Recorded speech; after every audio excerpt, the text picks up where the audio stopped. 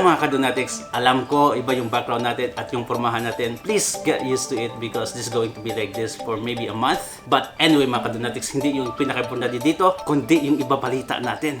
Biruin mo naman mga kadonatics, sa isang DDS rally, campaign rally, may isang bangag na pumunta at nagskandalo. Nakakatawa talaga mga kadonatics. Bakit? Kasi may similarity talaga yung mga followers at saka yung pina-follow. Kung makikita nyo itong video na ito mga kadonatics, matatawa kayo at maiinis at the same time. Panoorin natin.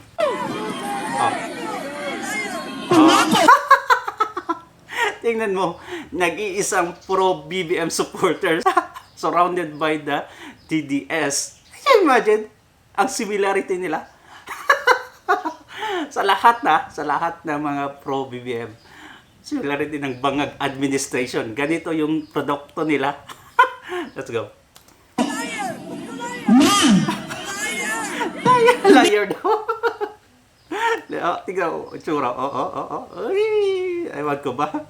Ba't nagasik ng lagim dito? Anyway, let's go. Inigay noong 2020.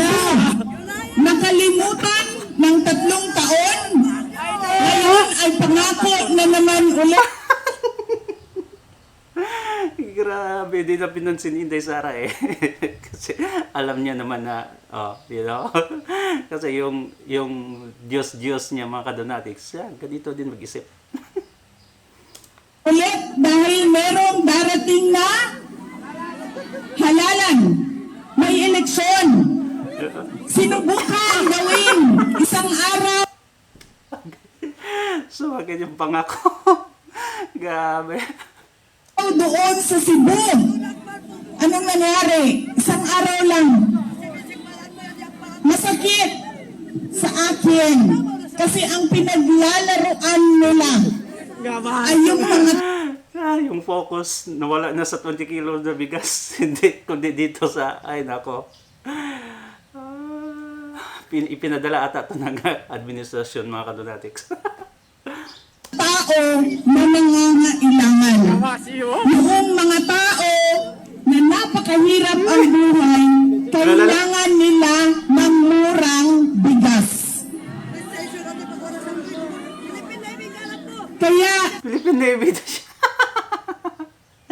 Nadamay pa pati Philippine Navy. kailangan tinitingnan natin. Eto, hanggang dito lang yung video. Ay, nako, Ano sa tingin nyo mga kadonatics? Comment down below, ha? Nag-iisang BBM, grabe. Ang lakas talaga ng amats, di ba? Ganito yung administrasyon natin ngayon. Anyway, kamakailan lang pumunta si BBM mga kadonatics sa Cebu at nagpa-endorso doon kay Gwen Garcia ng isang halimaw. Panoorin natin mga kadonatics yung pagkadesperado niya, kasi alam niya kulelat yung Magic 12 niya. Ewan ko kung may 4 makapasok dyan.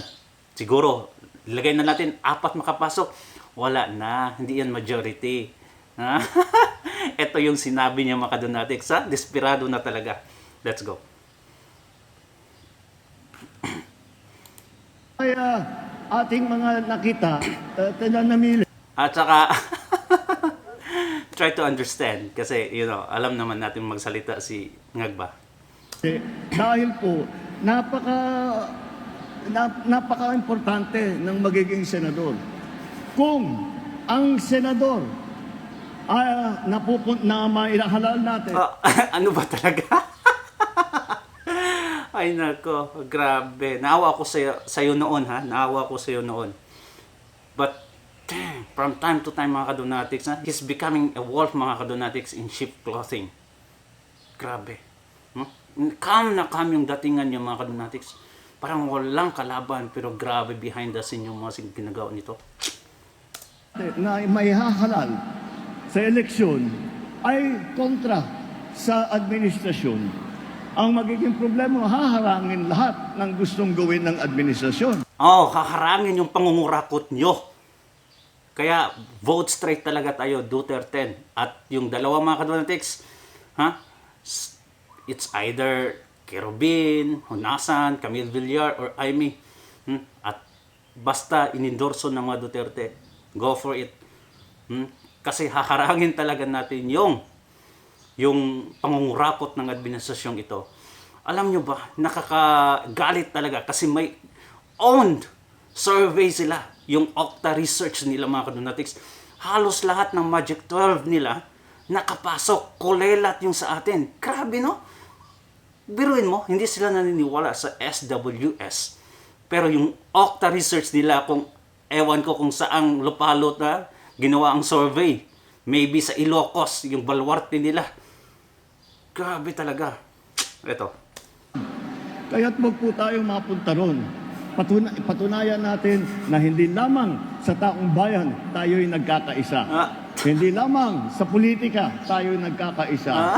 Ngunit ang hangarin natin nagkakaisa sa Senado at pinapakita dahil sila ay representative ng tao na sila ay tutulong. Sila ay gagawin magsasakripisyo para sa taong bayan.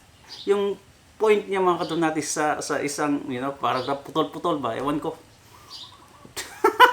Magaling magsalita, pero since nagiging traidor to, wala na sa katinuan mga kadonatics. During campaign, no? Hangang-hanga tayo. The way he speaks mga kadonatics sa interview, grabe, di ba? Ngayon, no? Ewan ko anong nangyari sa kanya. Nagbulol-bulol na magsalita, even mag-English siya. Look at that. May karma talaga. Di ba? Anyway, mga kadonatics, proceed tayo sa next video natin. Ito. Ito si Gwen Garcia. Bagong rally campaign niya, mga kadonatics, in support of BBM. Ang ginawa ng mga tao, I'm so proud nga. Andyan yan sila at maisog talaga. Napansin nyo ba?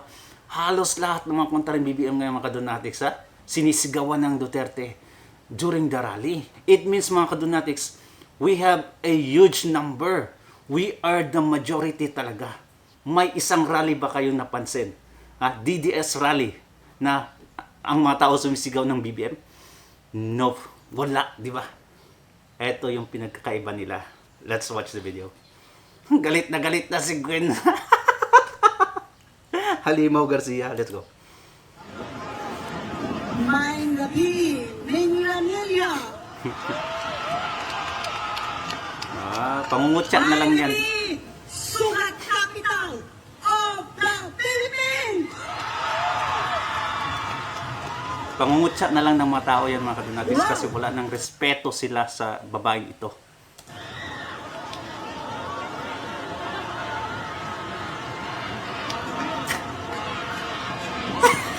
Wala talaga sa utak, ha? Followers ni BBM yan, supporter. Tingnan mo, wala na din sa utak. Ganon sila, di ba?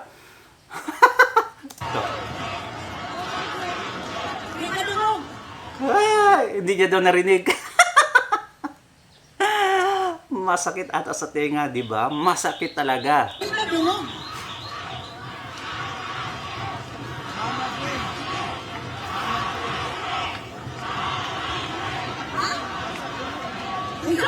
Nawala na yung speech niya. Instead na mag-speech pa siya, mga kadonatics, nawala na sa linyahan. Ayun, kasi na-overpowered siya. Ayun, di ba?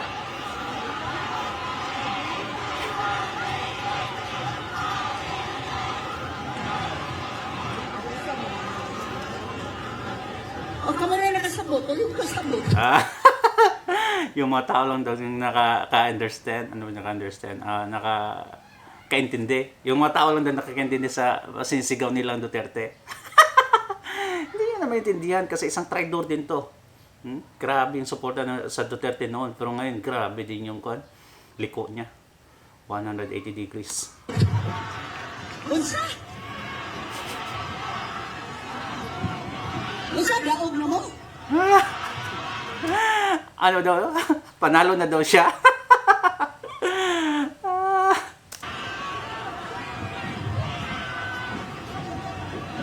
Ay na, ipang-nervyos na kabatanan o mga kapitan, mga SK, dugay kay announcement, program lagi mga diskurso ng pagtingkasa.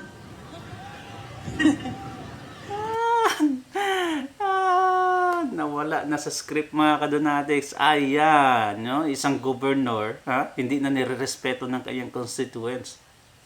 Yan mapapala mo pag mag-side ka sa mali.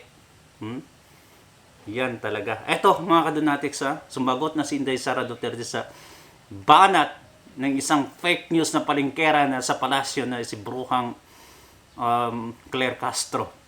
Sinagot ni Inday Sara Duterte, eto, panoorin natin. Yung sabi niya na si Inday Sara daw yung pinakamalaking fake news daw. Major Navarro to JC. Ma'am, fake news daw. Kayo po ang pinanggagalingan ng fake news about doon kay First Lady according to Jose Castro. About doon sa drugs na kasama siya sa police report dahil nandito na rin siya sa Pilipinas bago pa raw po iparesto sa Presidente Duterte. Okay. Yung sa nangyari na... Opo, kayo daw pong fake news raw yun. Sige. Oo. Lagi ko naman na sinasabi, no?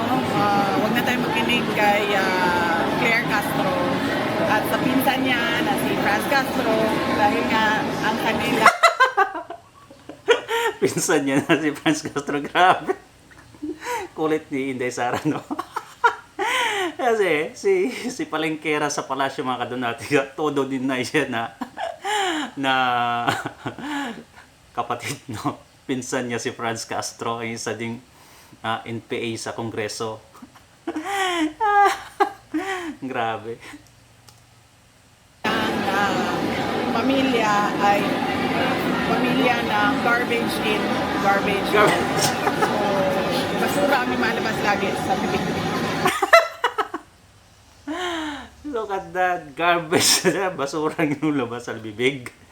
Oh, it hurts. Ewan ko kung anong magiging reaction ni palengkera nito, basura.